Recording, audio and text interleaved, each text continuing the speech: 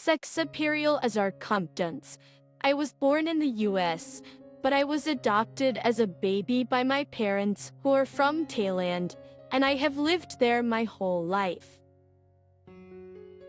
I am very lucky because my life is great here.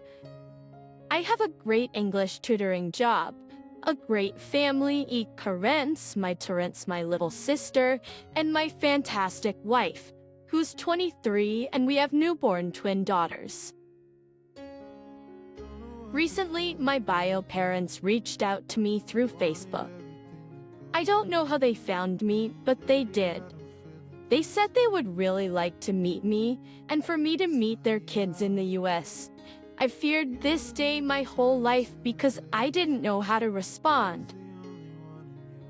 So I talked to my wife and family to see what I should do. Finally, I decided that if they wanted to meet me, they would have to come to Thailand instead of me going there because they were the ones who gave me up. So if they really wanted to have a relationship with me, that would help prove that they actually wanted to. I won't lie, it would be expensive to get here. Their flights are about $1,500 each, so $3,000 if my bio parents just came, or $7,500 if my bio siblings also come. So they said they couldn't afford it, and it would be cheaper for me to come to them. Which is true, but I want them to make an effort.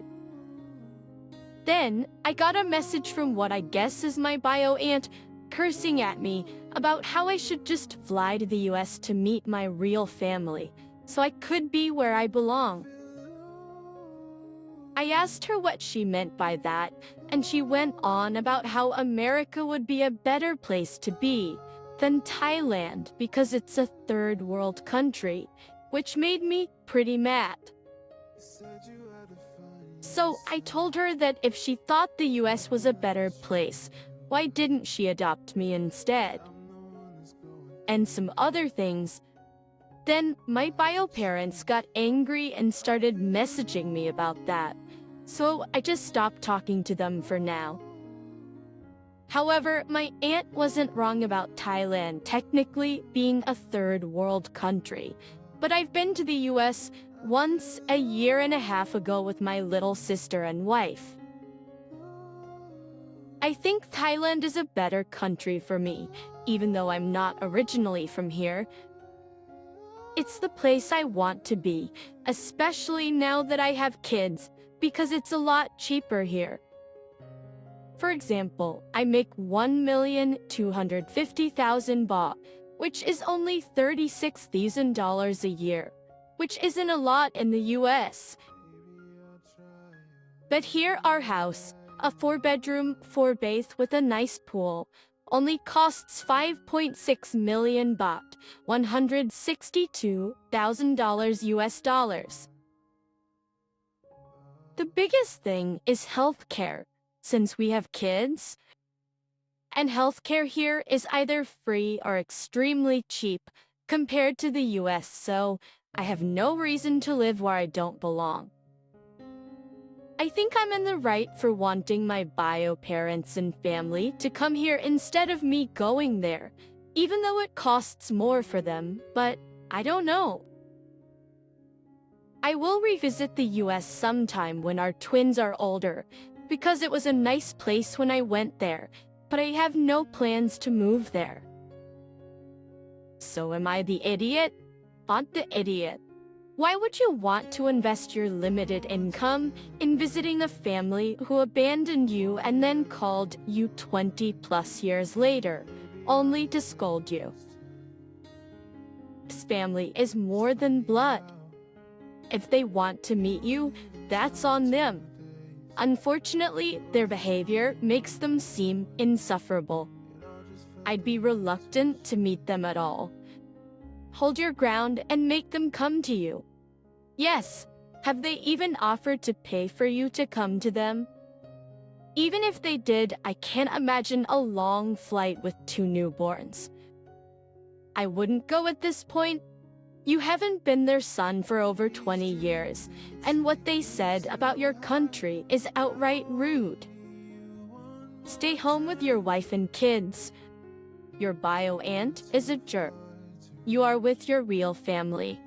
Your bio family are strangers who know nothing about you or your life. They don't get to dump you when they didn't want you and then snap their fingers for you to come running now that they do. And are you even sure that they're the right people? Also, before you meet bio parents, I strongly recommend counseling to discuss precisely these issues, such as what do you hope or fear from the meeting? How will it change your life? What if they turn out to be unpleasant? Shame on them that they barged in like that without giving you a chance to go through the process. If you don't want anything to do with them, don't talk to them. You owe them nothing. My partner and I, we're both women, have lived together for about a year. Neither of us wants to get married. There are just bad family experiences there on both sides. We've always split expenses based on income. I make about twice what she makes before taxes, so we split everything 60-40. I get taxed a lot higher. A couple of months ago, her uncle, who didn't have any kids, passed away, and she unexpectedly got a few $100,000 in cash and stocks. She had no idea this was coming and had only met him a few times. We split rent and all household items by income and have been talking about upgrading our furniture, mainly buying a king-sized bed and a new sectional. But before all this, I would have expected to keep the current split of me paying the majority. It's what we did for other common purchases. But since she just got this huge cash infusion, I suggested we consider that, and at the very least make it 50-50. My partner got really mad about this, and said I was an idiot trying to capitalize on her family's death, and saying inheritance shouldn't ever be a factor. I wasn't asking for a percentage of her inheritance. I just thought it should be part of how we split things that benefit both of us. Was I being an idiot here? Just for clarity, she makes about $65 a year in base salary with some sporadic bonuses.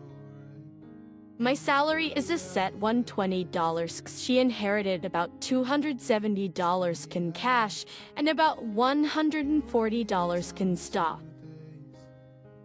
The expenses we have coming up that I was referring to will be around $2 to $3.05, depending on how nice of a bed or sectional we get. It's assets, not income. That's like calling a pile of cash in a savings account income. Also, if you make twice what she makes, but only split costs $60-40, because of tax rates, I suspect you already showed some greed. You've been earning $120, and she's been earning $65 capped, yet you weren't paying twice what she was. You've been able to save more, and now she can catch up. Exactly. I wonder if they factored in all assets before agreeing to split costs $60-40. Outfall, the split was dependent on income, not assets. She's changing the rules to benefit herself. Even in a divorce after a long marriage, you wouldn't be entitled to your partner's inheritance. Stop counting other people's money. I disagree. Keep Up is not the idiot. So if she inherited $10 million, Ulp would still be the idiot for asking for a 50-50 split. Most bank accounts do a 3 return on savings accounts every year.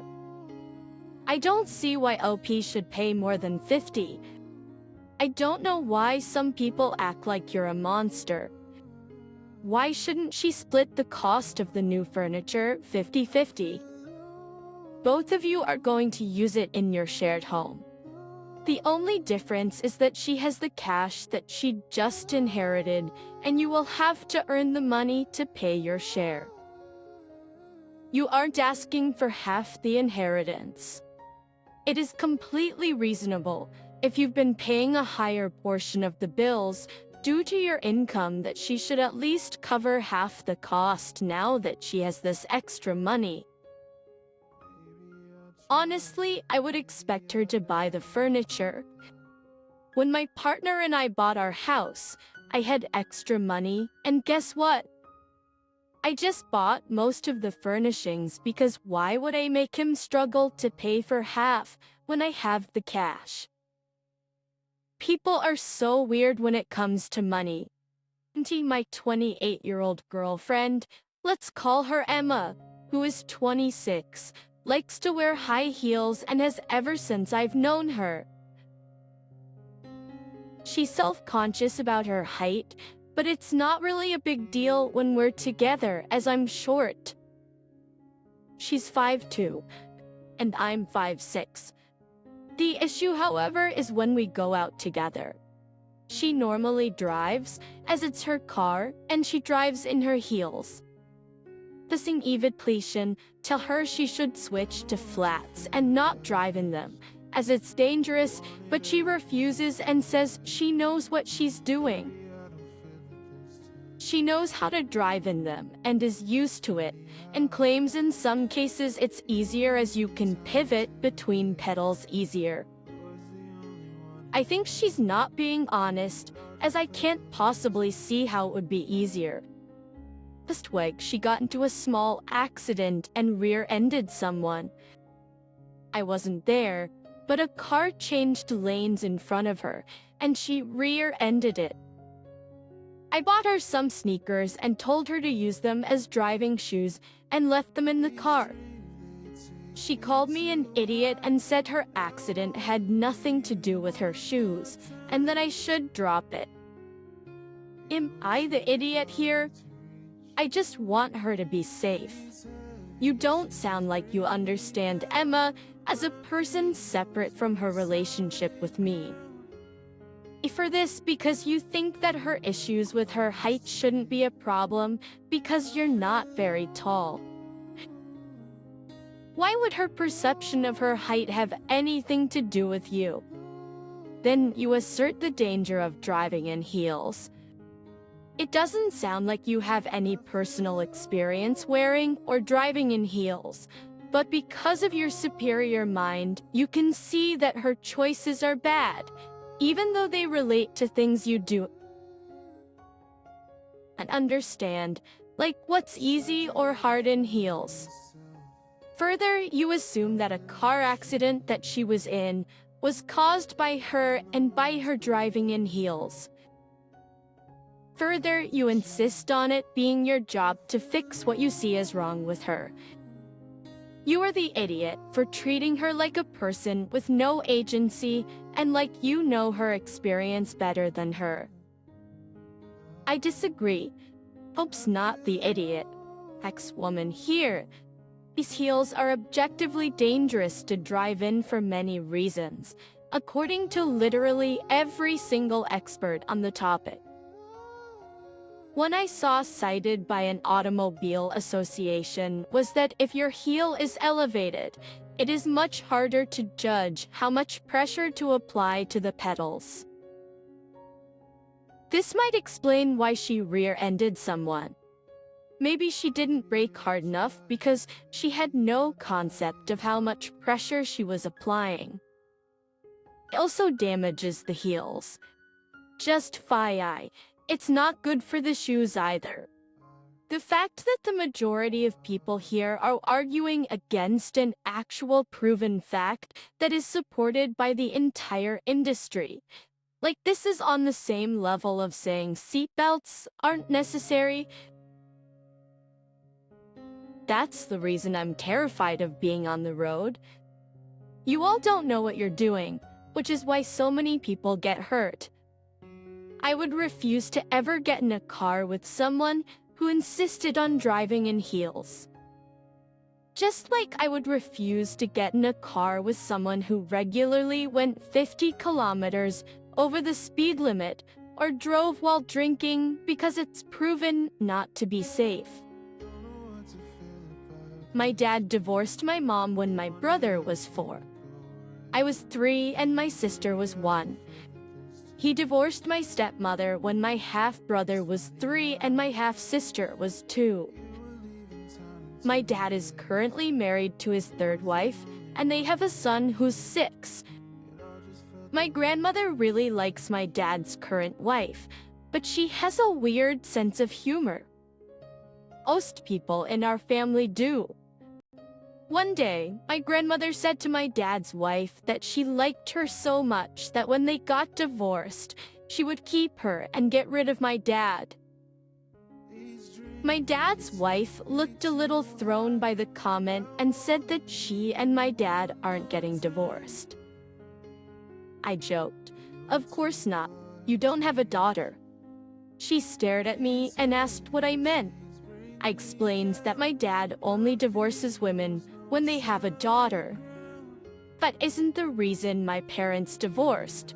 It was just a joke about a coincidence. But she said it was a horrible thing to say about my sisters.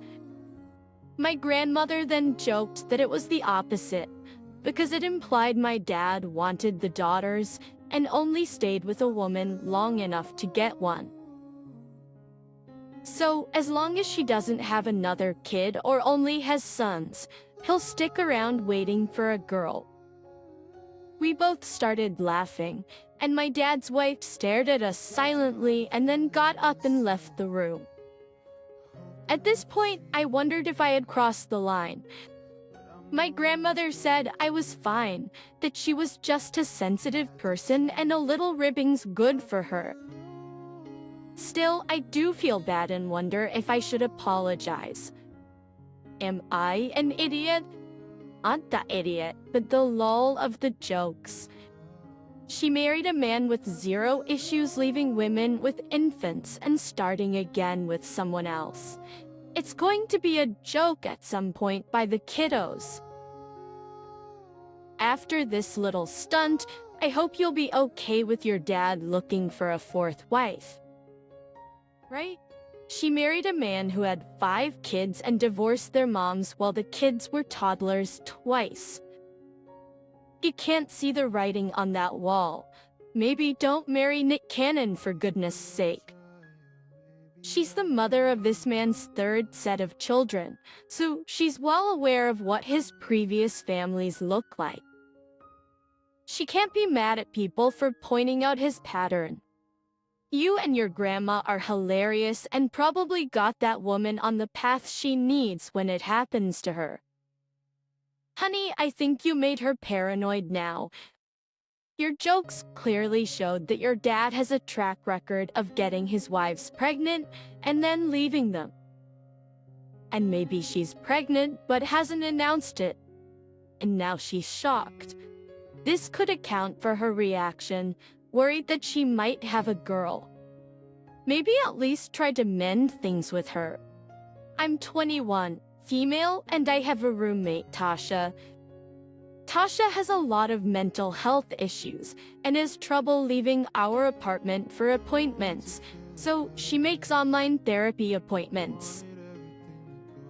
Unfortunately, we live in a 1-room studio, so because of doctor-patient confidentiality, I have to leave the apartment during her sessions.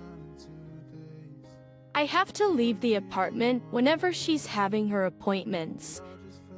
The main problem is Tasha won't tell me about these appointments until 10 or so minutes before they start. I'll just be doing something random, and then she'll turn to me and go, "Oh, by the way, I have therapy in 10 minutes." I'll have to get all of my stuff and go somewhere on that short notice. She has ADHD and can really be forgetful, so I understand it on some level, but it's pretty inconvenient. The appointments aren't on a consistent or set schedule, so I can't even predict when they're going to happen and plan either. This has happened 5+ times. The last time this happened about 2 weeks ago, I sat Tasha down and explained that she needs to give me at least 24 hours notice before her appointment so I can plan.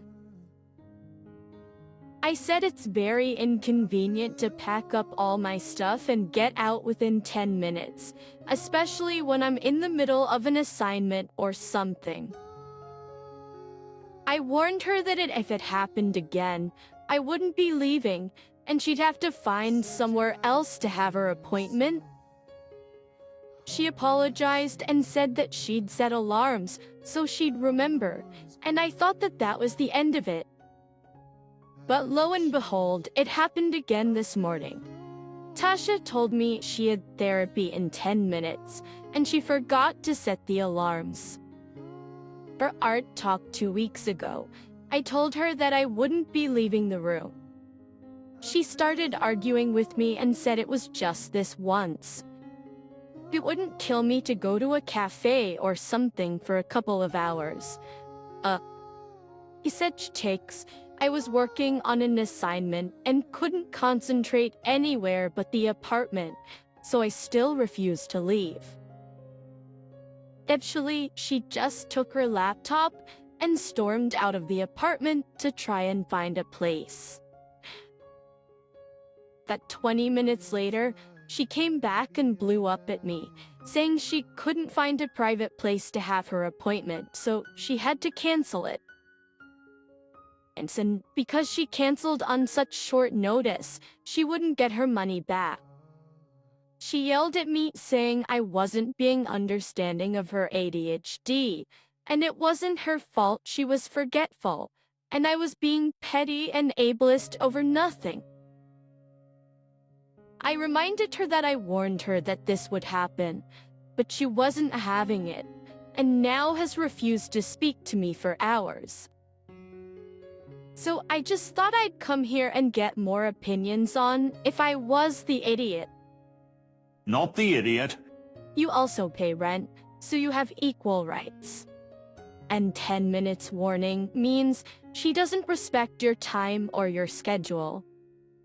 I'm assuming her therapist gave her tips and recommendations on coping with her ADHD, so she can still have a productive life. Even after your warning, she's still not making adjustments. So she's making her problem into your problem. This is not about you being ableist. It's you setting boundaries and expectations and her showing that she's incapable or unwilling to respect them. She can sit in the bathtub, no water, with her laptop on her lap, and close the bathroom door if she wants privacy at the last minute. Otherwise, plan ahead. Therapy appointments are scheduled in advance, so she has plenty of time to tell you about this one. She had 2 weeks to give you notice, and she didn't. And now she has to pay for an appointment. These are the consequences of her actions. Her ADHD isn't her fault, but it is her responsibility. That isn't being ableist. It's being realistic. Also, I wonder what kind of therapy she has. Christopher would need to be out of the room for a couple of hours every week or so. Girl, your roommate sucks. You pay rent and are 100% allowed to use your living space without being evicted randomly with little notice. Consider whether you should continue living together. If you have other options, consider them.